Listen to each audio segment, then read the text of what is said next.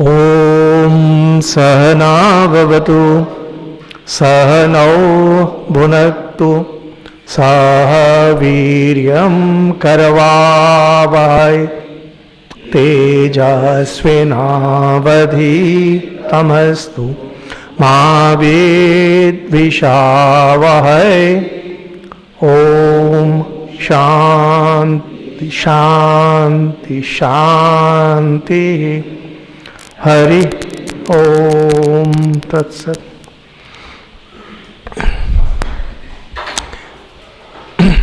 Now, before we begin today's talk, which is about the Puran, because earlier we had mentioned how Itihas and Puran, they're conjointly, the term is used conjointly to denote Valmiki Ramayana, Vyasa's Mahabharata, and the Puran literature. And we had discussed in that Itihas Puran talk what are the chief characteristics of these works. Now, before we get into it, let's discuss one very simple point about Hinduism. It is, sometimes it's asked, why the Hindus have so many sacred books? There are so many sacred books. The Vedas are there, the Upanishads are there, Valmiki Ramayana is there, Mahabharata is there, 18 Puranas are there, 18 Upapuranas are there, and then if you take the smaller books taken out of these Puranas, then there is Chandi, there is Durga Saptashati, there is Adhyatma Ramayana, there is Tulsi Ramcharitmanas, and every language has its own set of scriptures, sacred books. Why? Now this is something one needs to understand. And those of you who have been following these classes pretty diligently, closely, you would remember that Hinduism stands for two fundamental truths. First is acceptance and second is freedom. Goal of Hinduism is freedom, freedom at all level, and acceptance. That is, Hindus will accept everyone and everything. This means that for every person, there has to be religion which is best suited for that person. To give you an example, there are ready-made suits and there are tailor-made suits. In ready-made garments, there is one particular size garment and everyone has to put on that same size. Say for example, there is someone who uses 36 size, 95 centimeter. So a person, even if the thing does not fit him properly, has to use that 95 centimeter. And the second one is, you go to a tailor and have the coat made according to your measurements. Hinduism is tailor-made. It's not a ready-made thing. Other religions are typical ready-made things. This is the product. Take it or leave it. Hinduism says no. Hinduism says every mind is different. Hinduism respects every mind and says the need of one person is not the same as the need of the other. And hence, the chosen ideal, the divine ideal, and hence the scripture, and hence the process of reaching that ideal has to be different. And hence, there has to be many scriptures. This, if you look at science, you can understand it better. When we study science, when we look at the history of science and we see how science works, we find that there are two aspects of science. First is the practical applicability. Like here is tube light burning, and we know that this is because of science. And we have this fan, we know it's because of science. We have atom bombs, and we have these rockets and spacecrafts going to different planets, and it's also going beyond our solar system. So this is the practical side of science. And outside that there is the love for knowledge. Science actually stands for love for knowledge. And the earlier scientists, starting from the time of Aristotle, or if you go to Greek philosophers who were atomists, and from there they moved slowly up to Galileo and Newton and all, we find that scientists had a love for knowledge. When you look at Einstein, today we know Einstein is such a famous person, and he is credited with coming up with theories which resulted in atomic energy, and he changed the world view the way we know the way we knew the world and today as we know the world. But Einstein was not trying to create something. He was just curious how things are. And he just went ahead and ahead and he reached somewhere and he did not even know that atomic explosion can be caused by his own theories. And when scientists came up with those ideas, he ridiculed them, he scolded them, he said, no, it's not possible. And in no time there was atomic explosion. Hinduism that way is absolutely like science. Actually, religion has a tremendous practical approach. Every religion is supposed to mold the personality of a person, of its devotees. Now, when a particular religion, be it Christianity, be it Islam, be it any religion, it molds the personality of its followers. There the job ends. But Hinduism doesn't end there. It tries to mold the personality of each individual according to his or her mental makeup. And secondly, there is a genuine love for learning in religion. Love for learning in religion is a very strange thing. I mean, it's difficult for outsiders to understand what it really means. It really means that when you see anything, when you come across any story, when you come across any idea, you just try to fit it into religion and see what you can extract out of it and how you can extract out of it. As we proceed with this, we shall see. When you look at the Vedas, you find that there were those great sages who went into the depths of meditation and they came up with those great hymns which are today known as Vedic prayers. And then there were the Upanishadic sages who came up with that grand truth that the individual is one with the universal, which are known as Upanishadic truths. And then we have Valmiki Ramayana, where he wove the religious myths of the period around the personality of Sri Rama. But by the time you come to Mahabharata and of course the Purana, these are class apart. They see anything.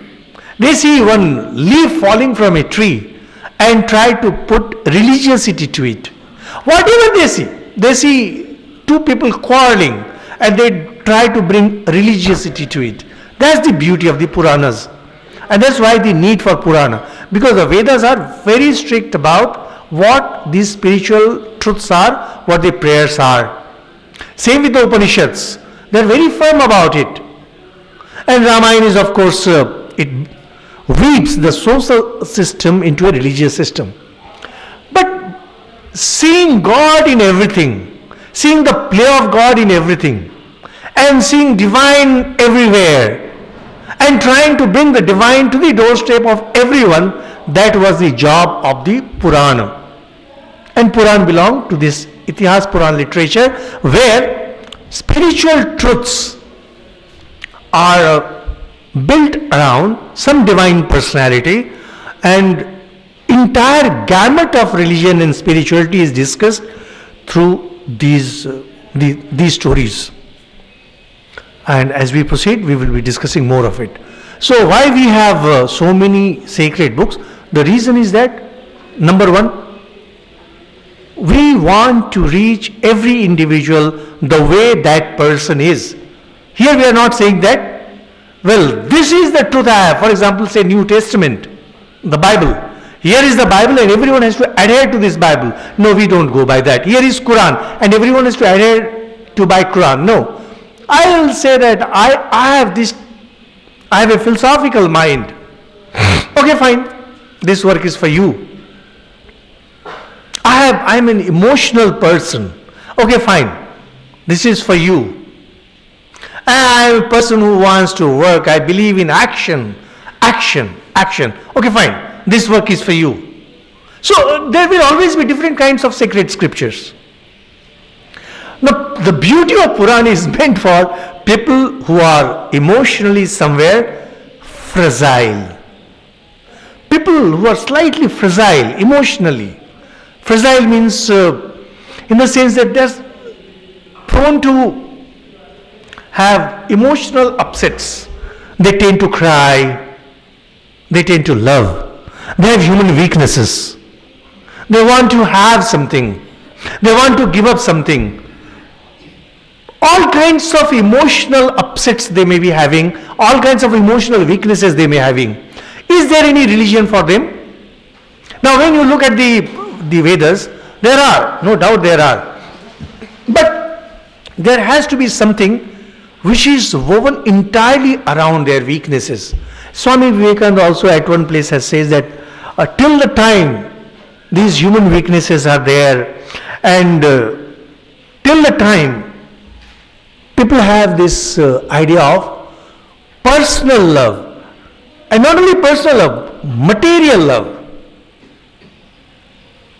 For example, a boy loves a girl and is very passionate about it. And then he feels, can I somehow transfer this love towards God? Can one attain God through this? Puranas will say, yes, you can. Radha and Krishna had same kind of love. Radha had same kind of love for Sri Krishna. Someone comes and says, I am true to my friend. My friendship is true. Can I attain God through friendship? Yes, you can attain. Krishna Sudama story is there. You can attain. You bring up any kind of human emotion, and Puranas will have some story where they will show how somebody attained God through that particular emotion, through that very human character. And actually, Puranas have been highly condemned by everyone, that they have fantastic stories and these stories and that stories, and they are not fit to be called scriptures. Amazing it is that indeed there cannot be no doubt that a lot of bad things today in Hinduism are because of the Puranas. But the speciality of Purana, you must look at the greatness of a system. The greatest strength of the Purana is that it doesn't leave out anybody.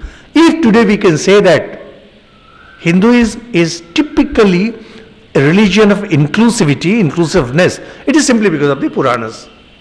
You tell me what is your trait. You will say that I just want to serve others. Fine.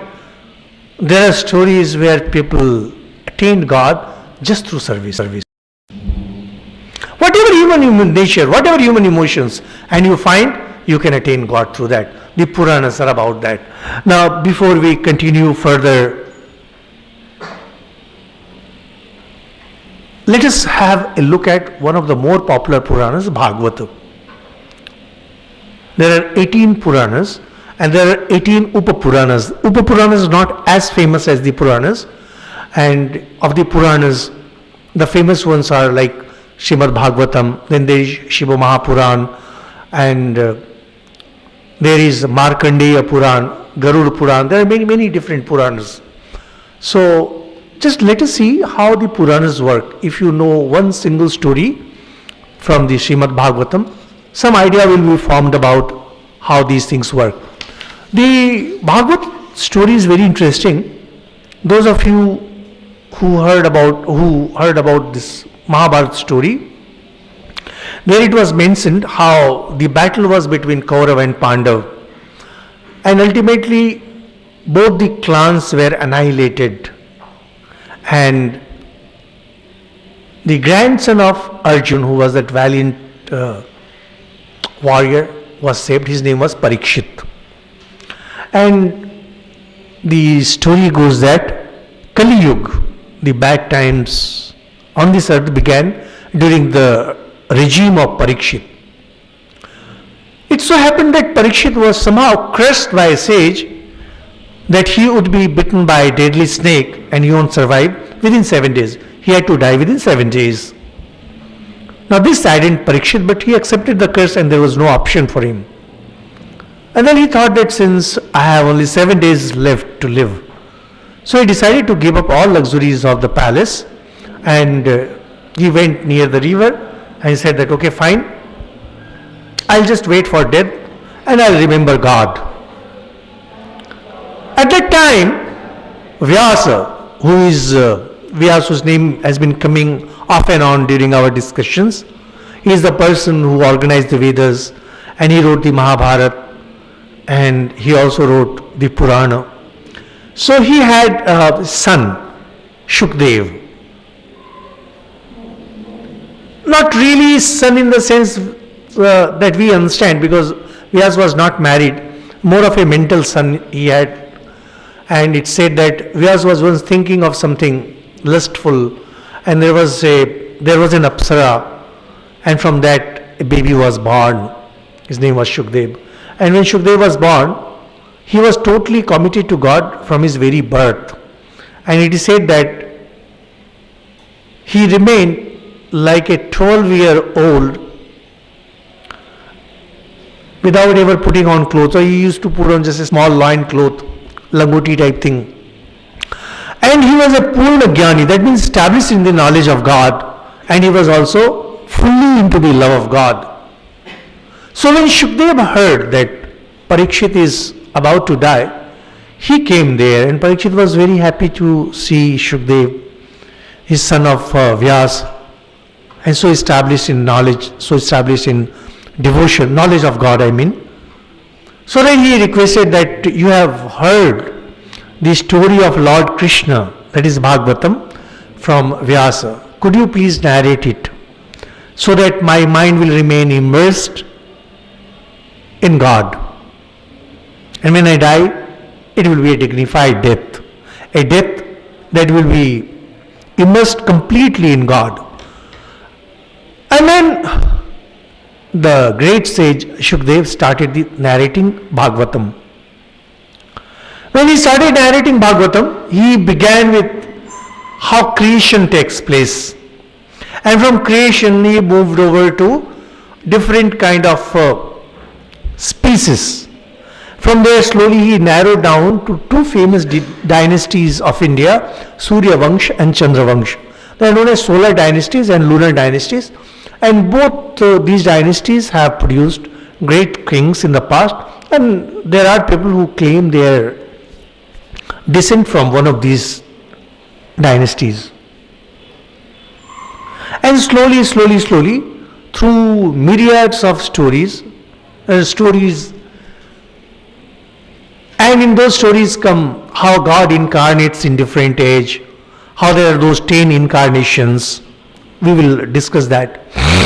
And finally it narrows down to the birth of Sri Krishna, and one particular book is dedicated entirely to Sri Krishna. In total, say there are 12 books in Srimad Bhagavatam. They are known as Skanda, 12 books you can say, not chapters. And each book has some chapters. And the 10th book is entirely devoted to Sri Krishna. The story goes that there was a tyrant king, Kamsa, and he had a sister, Devaki. And these are very popular stories, and we should not be getting into the details.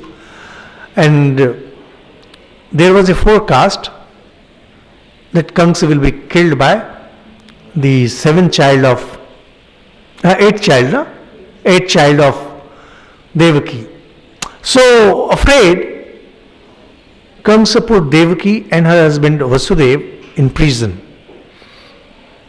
So finally when Sri Krishna was born, I am telling the story in very brief because this is a very popular story. So when the baby was born, there was divine intervention, and Vasudev carried the baby Krishna from the prison across Jamuna to one of his friends and exchanged the baby. So something like nowadays you hear about exchange of babies in hospitals. So we have this in Bhagavatam itself. And that's interesting thing about Puranas, all the ideas that you have, lots of new ideas that we have test tube babies and this and that. We find that Mahabharata and Purana have lots of such stories. Not to be taken very seriously, but those ideas were there that this could happen. Now Sri Krishna started growing up in a pastoral village where there were basically cowherd people. They tended to cows, mostly to cows, and Krishna was a very naughty child. In the meanwhile, Kansa came to know that Krishna has been born, and he started sending demons and demonesses to have the baby killed. But somehow, the Krishna being a divine, the divine being the Lord, he could see through that mask of those demons, even though they were appearing through this and that mask. And he had them killed, and in one or two cases he had them driven away. And then we find that he was always trying to do good to his friends, to his relatives. And then, from then on, we find that he was frolicking around with the village girls, which is very popularly known in Bhagavatam as Ras Leela. And then onwards, we find that Shri Krishna moved over to Mathura, killed Kamsa, handed over the power to the rightful person, and slowly, Shri Krishna moved towards his last days. Surprisingly, some of these stories come in Mahabharata and some stories come in Bhagavatam. In fact, the stories that we get in Mahabharata are in much more detail about Krishna than we find in Bhagavatam. Particularly the war portion and how Shri Krishna led the Pandava army against the huge Kaurava army to victory. Now here, if you look at this story, the stories revolving around Shri Krishna are quite fantastic and very attractive. And this is where we need to understand that Bhagavata is not a narration of stories. It's a scripture. It's a sacred book.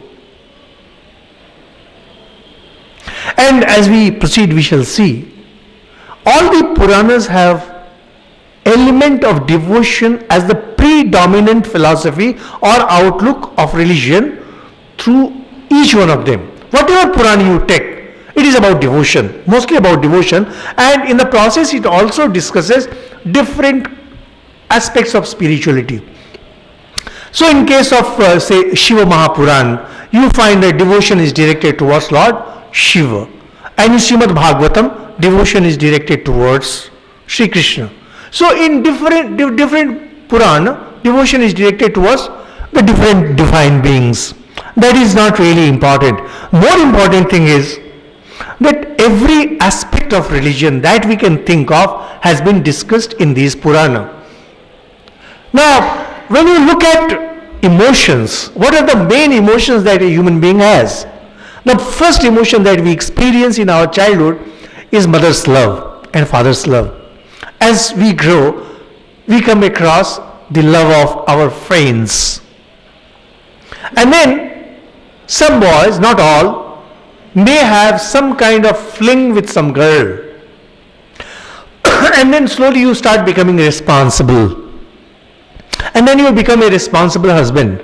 And then you become a responsible father and a responsible grandfather. And at the real elderly age, you become a very responsible teacher for the entire society. Like if you look at the villages, if you try to read the stories that are set in villages, you will find that village elders used to sit in some temple or under some tree. They would just be sitting there doing nothing because they cannot do anything. And people would flock to them. Youngsters would come for stories and some people would come for consultation. If you look at the Bhagavatam and if you look at the story of Shri Krishna, you find that each of these emotions have been crafted beautifully around Shri Krishna, and through which the element of devotion oozes out. The goal is not to narrate the exploits of Shri Krishna. The goal is to show if divine, let's assume that divine, God has come as human being, how really he would behave. That's the first part. And the second part is, when there is an emotion, how then that emotion can be transferred towards God.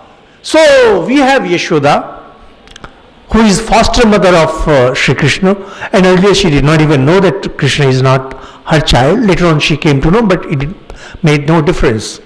The descriptions in Srimad Bhagavatam where we find how Yashoda is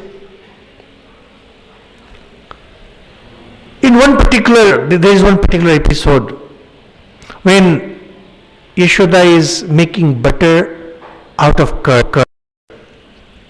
And there she is working on that. And she is thinking of the baby Krishna. And she is singing. She is singing some song in memory of Krishna. So we find that her hands are working, her mind is absorbed, her speech is totally engrossed with the words for Krishna, and her heart is oozing with love for Krishna. This is the mother's love for her child. And the baby Krishna comes and starts crying for milk. The commentators have beautifully explained this episode as that God, even God cannot take so much of love. When a devotee loves God so intensely, he says, stop, even I can't take it. And Krishna, the baby Krishna, stops mom from that.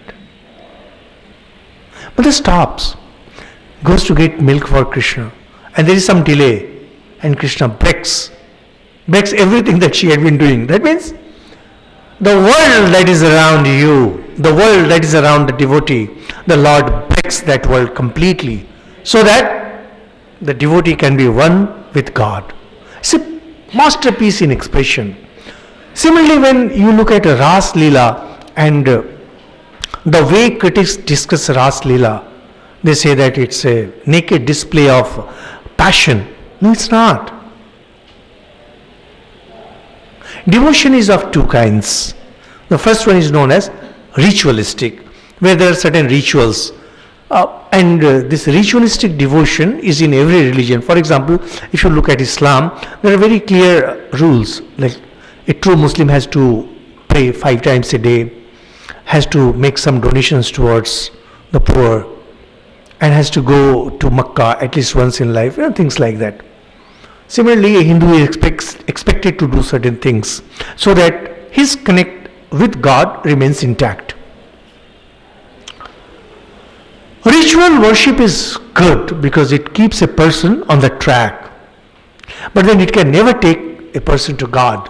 Whatever a devout follower of any religion, be it Christianity, be it Islam, be it Buddhism, be it Hindu, be any religion, whatever one may say, whatever one may think, but ritualistic worship can never take one to God. It can keep you on tracks, it can keep you true to that religion. To be truly religious, one has to get into realization mode. Once we had mentioned how there is ritualistic mode, recital mode, and there is realization mode. In realization mode, there is a total commitment, complete total commitment towards God. Technically, this is known as Parabhakti, the extreme love for God, Parabhakti. When it comes to extreme love of God, you don't care for anything, you just don't care for anything, you're totally into God and you know nothing other than God. You say that I know God and God alone, nothing else matters. It reminds me of a famous Sufi saint, Rabaya. There was Rabaya, and she was so much into Allah. Once someone asked her, why don't you ever condemn Satan, the devil? She said, I want to condemn, but my mind is so full of Allah that I don't get even a little time to think of that Satan. Why do we see bad? Because our own minds are not full with goodness. Why do we see world? Because our own minds are not full with God. When mind is full with God, you don't see the world. When your mind is so full with God, you don't see bad, you also don't see because everything is God. God is neither good, God is neither bad. God is God. Is pure love.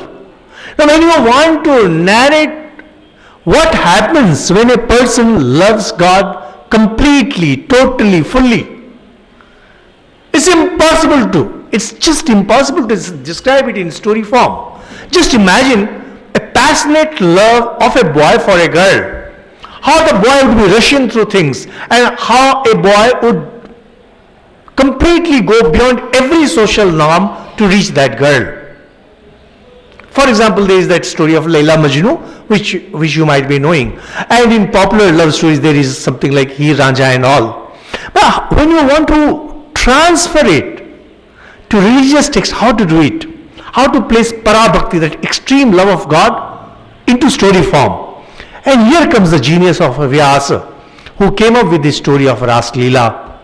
And he wove this idea of the extreme love into story form through the love of Krishna and Gopi, Krishna and Radha.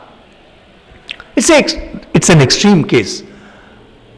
But the common understanding regarding Purana is that these are very popular stories where you have a story of Sri Krishna, his childhood frolics, and his naughty behavior with the girls. But no, it's not. In fact, Srimad Bhagavatam is such a difficult work that there is a saying in Sanskrit which means that scholars are tested in Bhagavatam.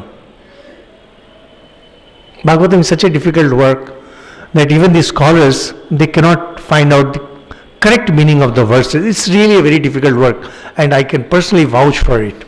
I just brought 4 verses, simple verses, which is known as Chatushloki, 4 shloka Bhagavatam. It says that whatever Bhagavatam has to say can be put in just 4 verses. Aham eva samagre nanyat yat sad asat param.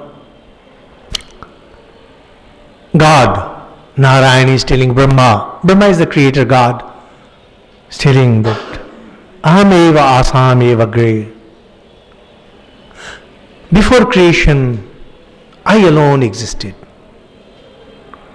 And Nanyat yat sat asat.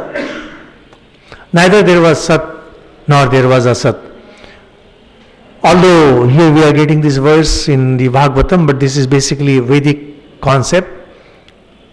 In Nasadiya Suktam, mantra is there, Nasat, Nasat. Sat basically means things that can be perceived through the senses, and asat means things that cannot be perceived through the senses. And asat also means a total heap of things that become sat. So there is double meaning of asat. So God here says that there was neither sat nor asat. Now this is something amazing. When we study Nasadiya Sukta, we shall be discussing some of the hymns of the Vedas, and there we will be discussing Nasadiya Sukta. And repeatedly they will be asserting, and Hindu philosophy repeatedly asserts this fundamental fact: God is beyond Sat and God is beyond Asat. Sat means everything that is material. Material means things that can be grasped through 5 senses. And Asat either means alik. Alik means that which cannot be conceived through 5 senses, that cannot be perceived through these 5 senses. That means non-existent. Asat also means the totality of all material things, which is also known as Prakriti or Shakti. So,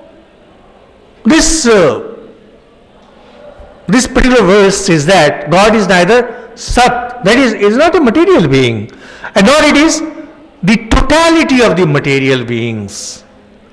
And yet, He alone existed when there was no creation, and once the creation is over, He alone will continue to be there. That means once the creation becomes extinct, not of this earth, not of this world, not of this solar system, but everything that there might be.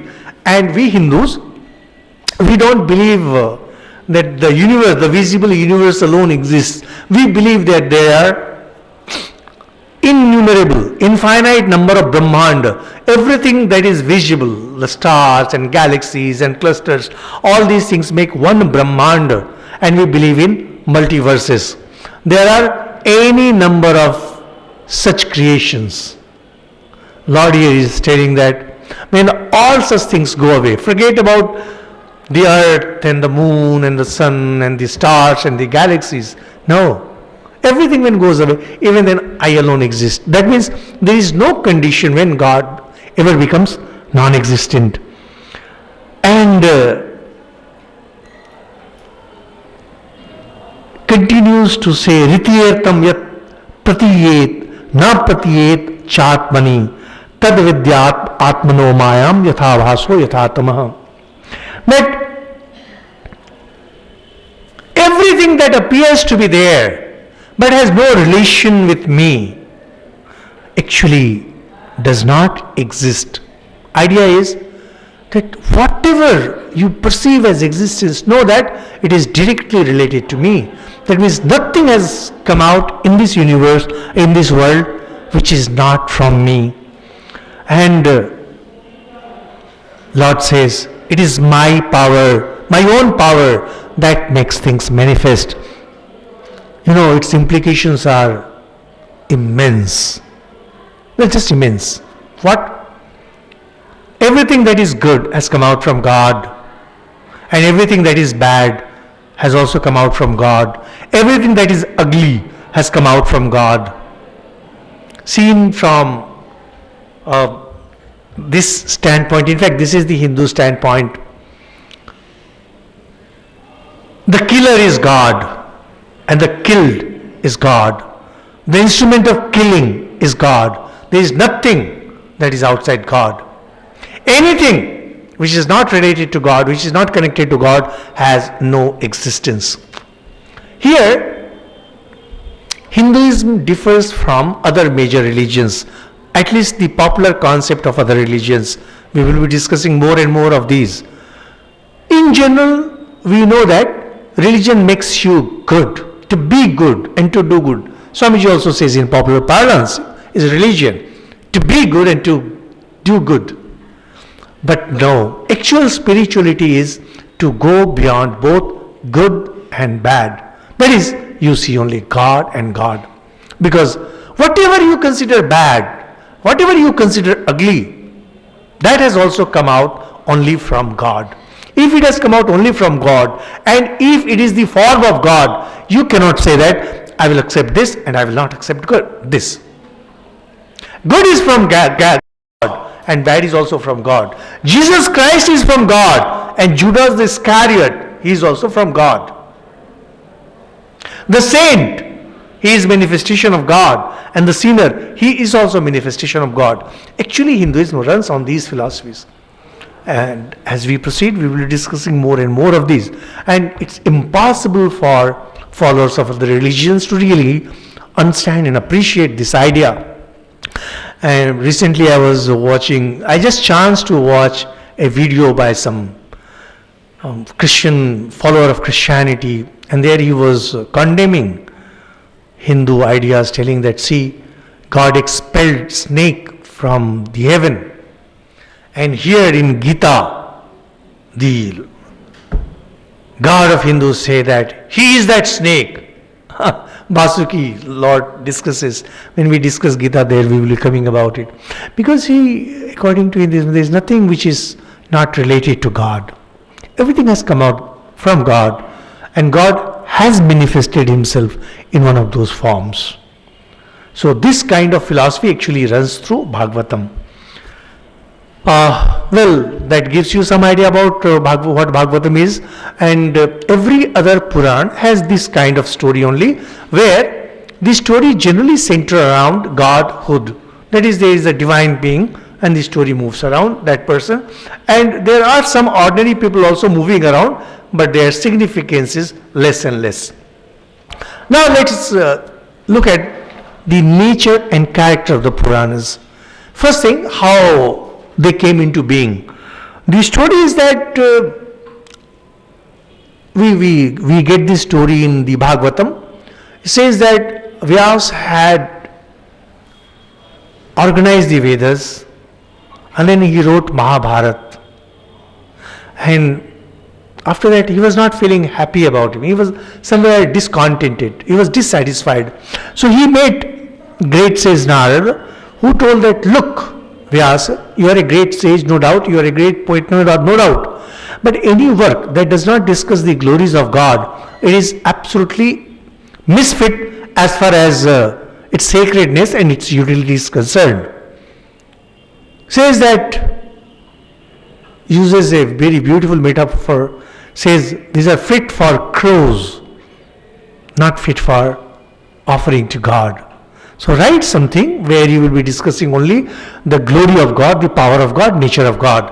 And then Vyasa got down to writing Purana.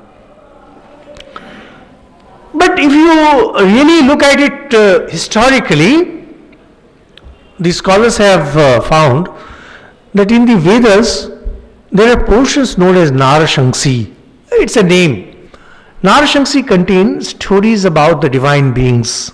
They are not really the prayers, but there are lots of stories that center the divine.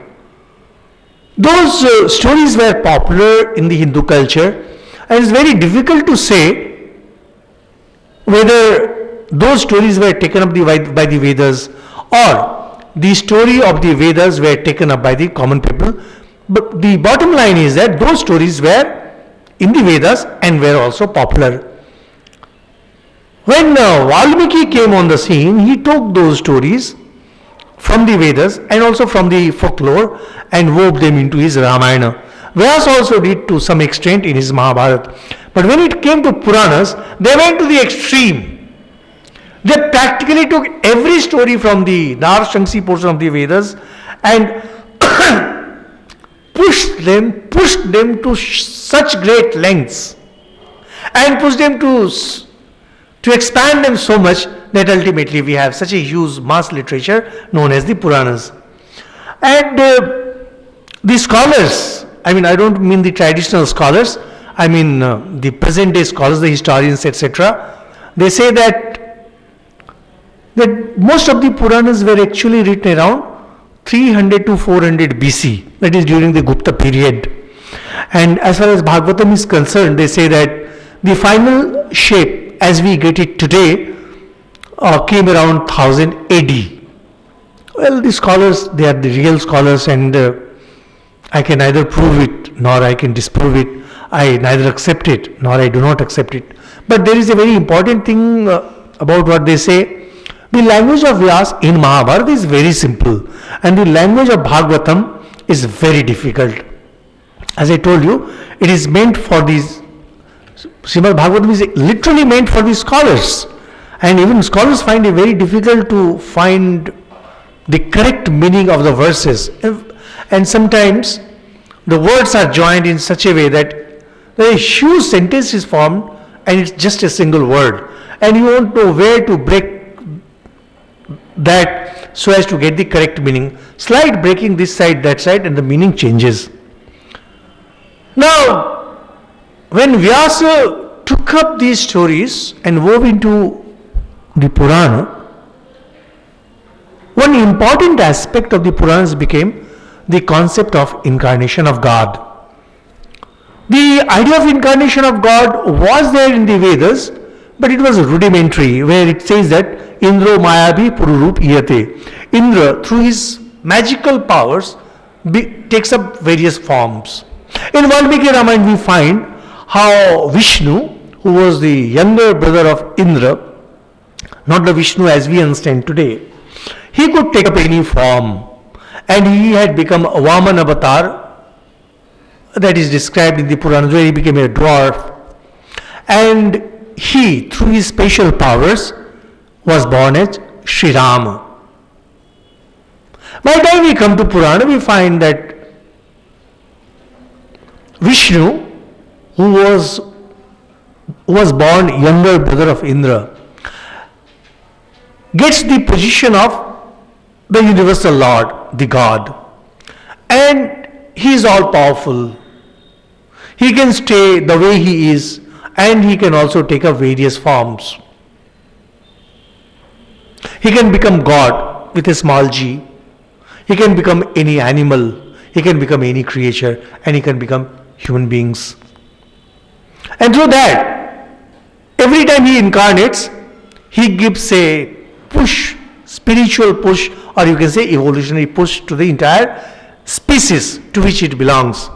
So, the Puranas sometimes talk of 10 incarnations, sometimes they discuss of 24 incarnations, and some say there are millions and millions of incarnations, and there are millions and millions of incarnations to come. Now this is again in contrast with other religion. In Christianity, Jesus was the last. In Islam, Muhammad was the last. In Buddhism, Buddha was the last. But in Hinduism, it continues. And new incarnations will keep coming. Just to give a brief idea about the incarnations, the 10 incarnations as popularized by the Dashavatara Charit, there are 10. The first of them is Matsya Avatar, and it said that God incarnated as fish to save his own creation from the deluge. And this is very interesting because in Old Testament, which forms the foundation of Judaism, Christianity and Islam, there is the narration of the great deluge. And in Hinduism also you find this narration. And now we find that scientists keep on talking about ice age and warm age and things like that. So maybe there was some kind of deluge which has continued to be in the racial memory of the human beings. So there was this Matsya Avatar, and there was this Kurma Avatar, that is tortoise. In that there was churning of the ocean from which nectar was brought out. Those with philosophical minds say that the churning of ocean is metaphorical. It discusses basically the churning of mind. When you get into meditation mode, there is a churning of mind, and first things to come out from your mind is the evil tendencies. And indeed, when there was churning of ocean, the first thing that came out was halahal poison, and it was burning the whole world. And so the gods went and requested Shiva to drink that poison, and Lord Shiva took that and he held him in his throat, and since then his throat has become blue. So after that, one thing came out, and then another thing, and finally nectar came. And it says that the nectar stands for the immortality of human beings. Immortality basically means the knowledge of Atman.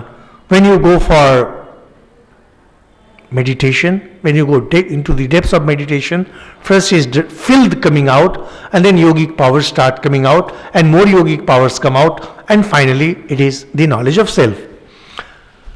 And then there was Varaha Avatar, in that the earth was hidden and the Vedas were hidden, and God incarnated as a big boar and established the earth where it's supposed to be established. And then there was Narsingha Avatar, which is man lion, in which he killed Hiranyakashipu, who belonged to Asura dynasty. And then there was this Vaman Avatar, we just mentioned. In this, Vishnu was born as a dwarf, and Asura, there was a great king Bali, and he wanted to be the king of the entire universe, and for that he was making lots of charities, and the gods were so worried that they wanted Bali to be tricked, and so Vishnu came to be born as a small dwarf, a Brahmin, and he wanted just 3 paces of land for himself, and Bali in his arrogance said, okay fine, I give. Others were stopping him, wait, first let this yajna be, this sacrifice be over, you first become all powerful, and after that you can give. But somehow, the divine mystery took over, and Bali ignored their suggestions, and he gave. And Vaman immediately took up his form, and in one step he measured the entire earth, in the second the entire heavens, and said, where should I put my third step? So then Bali offered his own head. So Bali was vanquished that way. And then there was Parashuram, who is famous for vanquishing the pride of the Kshatriyas, the warrior caste. And then there was Sri Rama, and then Sri Krishna. 9th was Buddha, and the 10th, according to this Dashavatar, Kalki Avatar is the 10th, who is yet to come. By telling that there is one power who is going to come, and the description of Kalki means that we find that in Ram Avatar, there was destruction of Ravana. In Krishna Avatar, there was a destruction of so many kinds of evil forces that included Kamsa and Shishupal and Jarasandha. And we find how the entire Kaurav dynasty was destroyed. And worse, the Yadav dynasty in which Shri Krishna was born, that dynasty itself was annihilated completely. But in Buddha incarnation, we find that Buddha taught peace. When you read the list of 24 incarnations, we come across Kapil Muni, who gave Sankhya philosophy to the Hindus. He was also a sage, and he was established in learning. So it's not that all our prophets, there's a strange idea amongst many that all our prophets, all our avatar, they are fighting and calling. No, it's not that. We have this great sage Kapil, who was a philosopher, and we accept Buddha as an incarnation of God. So these are the basic ideas about the Purana, and this is very important because Hinduism of today is totally shaped and totally governed and totally directed entirely by the Puranas. People never read the Vedas, people never read the Upanishads, do not understand the Upanishads, and Upanishads indeed require very keen intellect, very high level of intellect. It's not possible for ordinary minds to understand the Upanishads. When it comes to Valmiki Ramayana, not many people read. People in general read Ramcharitmanas. So the general life that we are leading today, the rituals that the Hindus follow, and the stories with which we have grown up, etc., they are mostly dictated by the Purana. And even Tulsidas ji, when he composed his Ramcharitmanas, it was more on the lines of the Purana, not even on the lines of Valmiki Ramayana. That means he was not sticking true to certain basic facts. So he took lots of imaginary elements and wove them into a religious literature. So let's see where exactly the Puranas stand in relation to mythologies. Because whatever we have been discussing, they sound like stories, they sound like fables, myths. Now before we get into it, we need to understand what are myths. Scholars describe myths as the method by which very difficult, complicated ideas are expressed through stories. There are certain ideas that cannot be expressed directly, and those ideas need lots of gear to be put across. And when you feel that you cannot express those ideas satisfactorily through words, then you take up the help of those myths. Surprisingly, every society lives by its myth. And Carl Jung, who was a great psychologist, he said that every person must have his own myth. And a person without his own personal myth, he cannot live satisfactorily in this world. People who suffered in this world suffer mostly because they don't have their own myths. So even the ideas like, I will be successful, I will do this, I am beloved of God, I am the chosen of God, my race is the chosen of God, my religion is the chosen religion of God. All these things are myths by which people live. Now, when we come to the stories related to myth, usually myths are used to explain universal beginning, local beginnings, and certain phenomena which otherwise cannot be explained. For example, today we know that lightning is caused by the friction of the clouds. But in earlier times, people did not know. So they built up some stories by which that can be explained. When we were kids, I was living in a village, and whenever there would be huge rains, we used to ask our elders that how come there is so much of rains, water falling from the sky? Though under normal conditions there won't be clouds, no? So we used to be told that there is that king of gods, Indra, and he has an elephant, Airavata, and we had seen elephants use things. Says, when Airavata urinates, it rains like this. So no, that was a beautiful explanation for us. Now if they had tried to explain that there is that ocean and the clouds are formed and the clouds go and it rains, even then the question would remain, why so much of rain? The moment you say, when Airavata urinates, it's like this. And Indra has a horse, Uchchaishrava. When he urinates, the rains are little less. Now that was a perfect explanation for us. Because we had seen horses urinating and we had seen elephants urinating. So we could imagine, oh my God, if it's raining like this, then it must be elephant of the gods urinating. So these are basically myths. And but when it comes to Puranas, they are not really myths. Sometimes, the Western scholars have translated Puranas as myths, but no, these are not myths. Because here the idea is to present the grand spiritual truths of the Vedas and the Upanishads through the stories of the divine beings. Those of you who have been listening to these classes very sincerely, you would know that Mahabharata discusses how the four goals of life, dharma, artha, kama, moksha, are narrated through the story of great personalities. In all these Puranas, the goal is to narrate different aspects of religion. It's practically not only the different aspects of religion, but as many aspects as possible. I don't say all the aspects because God is infinite, religion is infinite, the ways to attain God is infinite, so you can never say that there can be any end to the description of the Puranas. Anybody can write a new Purana, and Puranas need to be written for every age. So, the Puranas, they are basically about divine beings through which religion is taught. And we mentioned how in the Vedas there was Narashanksi. Now, regarding Purana, there are different definitions in our scriptures. The Upanishads say that the Puranas are itihasa. That means the ancient stories of great personalities. And Mahabharata mentions it as stories of the gods and sages who attained perfection.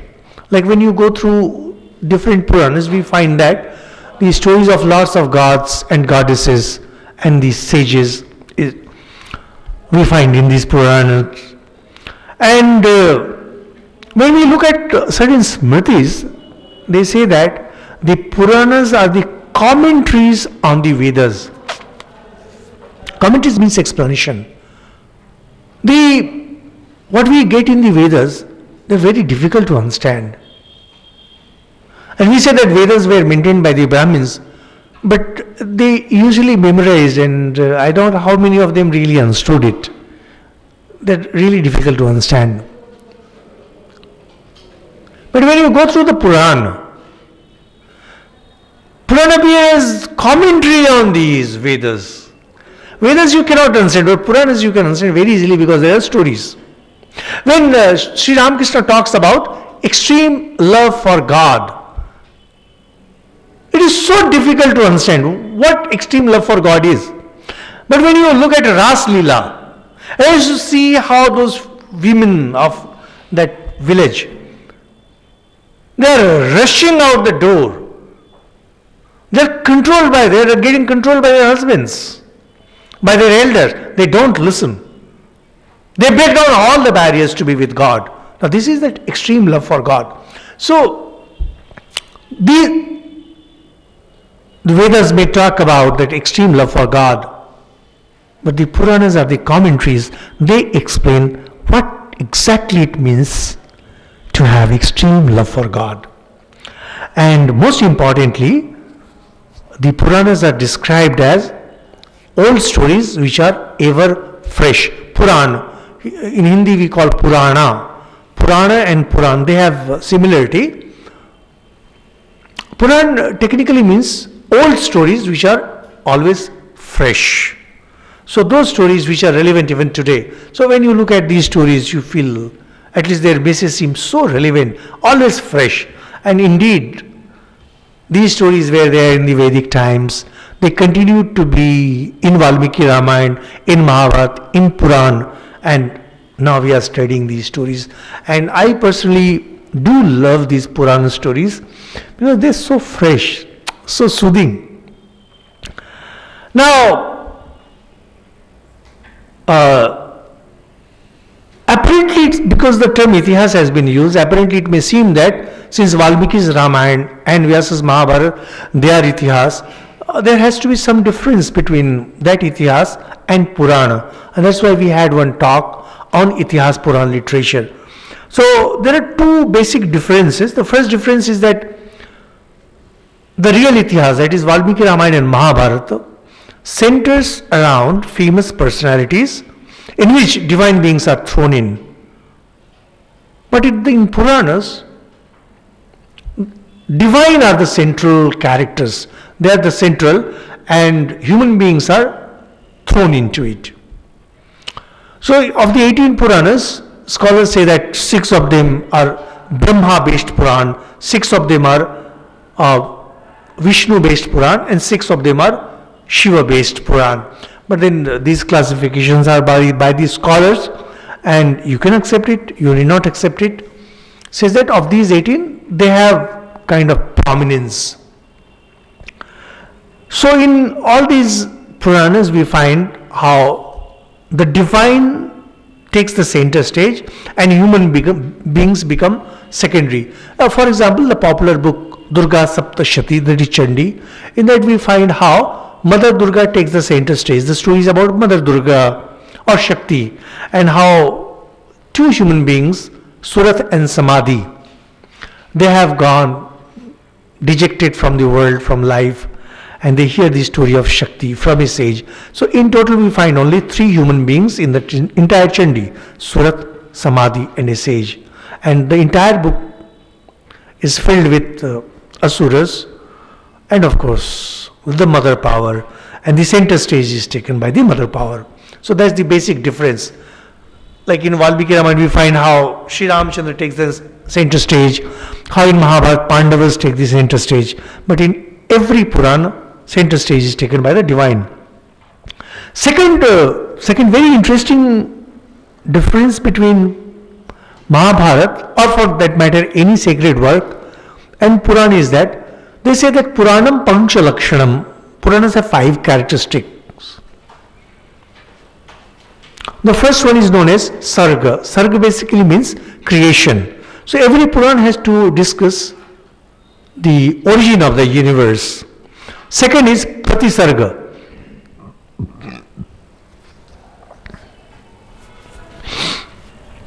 Pratisarga means dissolution. How the world will be dissolved. And the third is Vangsha, in which Surya Vangsha and Chandra Vangsha are described. That is the names of the kings. There was a great scholar, Prajitter. Of course, most of the great scholars were Western. So Prajitter was a great scholar, and he studied the Puranas very diligently with great labor, and he made an entire list of the kings as described in the Puranas. And through that, he worked out which king came after which. And Prajitter's list is considered to be highly authentic. You know, somehow these Western people, they can really work very hard, unlike the Indians who try to manage things in as simple way as possible. So Vangsha is there, and there is the Vangshanucharit. Vangshanucharit, what happens? The dynastic histories of people are mentioned. So sometimes that makes people or the scholars conclude that these Puranas were written to glorify certain kings. That might be true, may not be true, because we do find in the various Puranas the description of the kings belonged to this or that lineage. And then the 5th point is Manvantar. Manvantar means story of a particular Manu. It is said that when creation takes place, and creation is a huge process according to Hinduism, and we will have a class dedicated to this idea of creation. So creation is a huge process when Brahma creates, And there are divisions, time divisions, and there are 14 major divisions, and each division is controlled by one Manu. This is known to be the age in which we are. This is known as 8th Manu's period. So before there is that final creation, 6 more are to come. So somehow we are exactly in the middle of it. Not to be, these things need not be taken very seriously. It is just to say that you are neither in the beginning nor in the end, somewhere in the middle. So a lot has gone before you, a lot is yet to come. So when we are talking about destruction and this, that, Hindus do not take these things very seriously. If God is true, and if God's creation is true, and if God has created these things, there cannot be ultimate annihilation. But yes, we need to keep things free, because if we don't keep things free, we will be reborn, and after we are reborn, we will be using these resources. And if we let things go completely wrong, it is we who would be suffering in our next births. Now these Puranas, 18 Puranas, they also contain some works which can be treated as independent work. For example, Durga Saptashati or Chandi, as it's known, is a complete work by itself. It comes in Markandeya Puran. Then there is Adhyatma Ramayana, which is another very famous work. And there is Lalita Sahasranam. And there are lots of other works which find special importance in different sects. And importance of Adhyatma Ramayana is so much that lot of later Ramayana were influenced by this Adhyatma Ramayana. So Puranas have played a very important role in the later religious literature. And the last section that we would like to discuss is the impact of the Puran on the contemporary Hindu society. The most important concept that the Puranas gave was the idea of incarnation of God. As I told, the idea was there in the Vedas. In Upanishads, in Kenopanishad we see there is Uma Hemavati who suddenly appears, and that is also a concept of incarnation, manifestation of God in some form. In Valmiki Ramayana we find how Vishnu is born as Ram, but it's not really in the same way as we understand today. In Mahabharata we have Lord Vishnu coming as Sri Krishna, and there is that mention of those 10 avatars. But when it comes to Purana, entire Purana is spread, thoroughly spread, smeared with the idea of incarnation of God. So today when we accept incarnation of God as a fact of Hindu life, it is because of the Purana. And now when they take up this idea of incarnation, we saw how in the Vedas it is Indra through his Maya takes up many different forms, and how Vishnu has come that form. But the concept of incarnation of God in the Purana is much more mature. If we look philosophically, Vedanta discusses of one eternal God. And then there are two philosophies, Sankhya and Bauddha philosophy. They talk of human beings becoming perfect beings who are to be treated like God. Now these Puranas, they kind of synthesize these two, because Puranas are basically scriptures of synthesis. They synthesize both and make that eternal God incarnate as human beings. So when you say that Jesus is God or Son of God, perfectly alright. And if others say that Jesus was a human being, perfectly alright. If you say Sri Ramakrishna is God, perfectly alright. And if you say that Sri Ramakrishna was a human being who attained perfection, perfectly alright. Puranas do not have any problem with either of these things, because it says that people who become perfect beings, whom we treat as perfect, actually they are God who came amidst us, behaved like us, and finally they attain to their true nature. So there is this synthesis which was there in Vedanta and Sankhya, and these two philosophies are beautifully harmonized with the Puranas. And the most important concept that the Puranas gave was the idea of Trimurti, that is the concept of three gods, Brahma, Vishnu and Mahesh, Shiva. The idea of Shiva was there in the Vedas in the form of Rudra, and in Ramayana Mahabharata also we find, but they do not have, Shiva did not have that prominence. But by the time Puranas come, Brahma, Vishnu and Mahesh, these three become the primary gods. And all the Vedic gods like Indra, Mitra, Varun, Agni, they are all relegated to secondary position. Not only to secondary position, they are lampooned, they are made fun of. And with that came the rise of female divinities. In the Vedas, there are mention of some great ones, but not so powerfully. And Upanishads do talk about Uma Hemavati as female god. In Valmiki Ramayana, you don't find any mention. In Mahabharata, casually some little mention is there. But by the time we come down to Purana, we find plethora of a huge number of female divinities. So we have Parvati, we have Durga, we have Kali, we have Lakshmi. All these concepts have come in the Purana. So all these things, be it Lakshmi, be it Durga, and surprisingly, what India worships today is Vishnu, that is one of the three Murti, Shiva, one of the three Murti, and these female divinities. Brahma was slowly lost. Now, why exactly was lost is slightly difficult to explain. Some people funnily say that Vishnu and Shiva are married, but Brahma was not married, so he lost his prominence.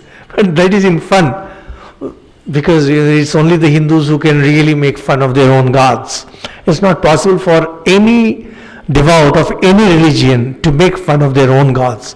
Only Hindus can do it, because Hindus' anger is directed towards God and Hindus' love is directed towards God. Because for him, God is the center of existence. The way a small child, he loves God, so he loves his mom, and he expresses his anger also towards his mom only. Just like that, a Hindu, he loves God, he expresses anger, and he also makes fun of God, because he lives in God. When you live in God, all your emotions are directed only towards God. So, the most important thing that the Puranas gave, with which we would conclude, was the element of devotion. Because when we go through all these great works, we find that like Ramayana and Mahabharata, lots of things were there, but Puranas are really that they discuss devotion, bhakti, in all its aspects, as we mentioned earlier. And then we find that the concept of image worship entered. It is in the Puranas that the concept of image worship entered. Idea of rebirth and heaven, they became crystallized. And worse, the idea of hell, which is an alien idea for the Hindus, because what we read in the Vedas and Upanishads about loka, the places of dwelling, the places of stay, we find those lokas which were considered to be inferior were identified with the hells, and the hells became the place for punishment. That has made many people conclude that the Puranas were written after the Christian era and after the Muslims came to India. They may be true, they may not be true, because see, after all, ideas and knowledge is never the property of a single person. Many people come up with the similar ideas at the same time. But the truth is that hell, as we understand, Narak, it was not there in our Vedas and Upanishads, but they came pretty powerfully in the Purana. Today when we talk of all these hells, and they are pretty vicious places. So they have come from the Puranas. But the great contribution as far as personal life, personal religious life of an individual is concerned, the Puranas moved over from the idea of sacrifice of the Vedas, the idea of self-realization as talked in the Upanishads, and the idea of Swadharma from the Mahabharata. So these are the three works which play a very important role in Hindu outlook. The first one being the Vedas, where it is sacrifices, yajna. The second is Upanishads, that discuss of self-realization and third is Mahabharata, which discusses of your personal duties, Swadharma. Puran move over from that, and from Swadharma they move over to Sadharan Dharma. Sadharma Dharma means common practices. That is, there are some practices which are common to all. For example, truth, non-violence, cleanliness, things like that, brahmacharya, continence. Now, Puranas extolled Sadharan Dharma, that is, the practices common to all, as the way to God realization. That was a great contribution of the Puran. Truly great contribution. That means, in our own time, Mahatma Gandhi said, I want to see if I realize God through politics. That's the beauty of Hinduism. It says that, can I get God through politics? And well, when he died, he called out, Hey Ram. Puran is something like that. They say, can I get liberated? Can I get the love of God just by being truthful? Can I attain Godhood? Can I be one with God if I establish myself into cleanliness? So, Puranas discuss these things, and Sadhana Dharma become more important than Swadharma or self-realization, and it was total surrender to God through Sadhana Dharma, where a common man, anyone could say. For example, if you look at the life of the widows, it was bad, it was pathetic. But the brighter side was, the widows were told that, look, you got a chance to marry, you lost that chance. Now lead a very simple life, and you will attain God through mere simplicity. Here I am not justifying widowhood or this and that. I am just telling how Hindus were trying to take every opportunity and convert that into a way to attain God. The goal was to attain God, and anything that came its way was used for attainment of God. So, that is in brief about the Puranas. The message of the Puranas was pretty simple. The stories were simple. There were no hidden meanings that endeared to the masses.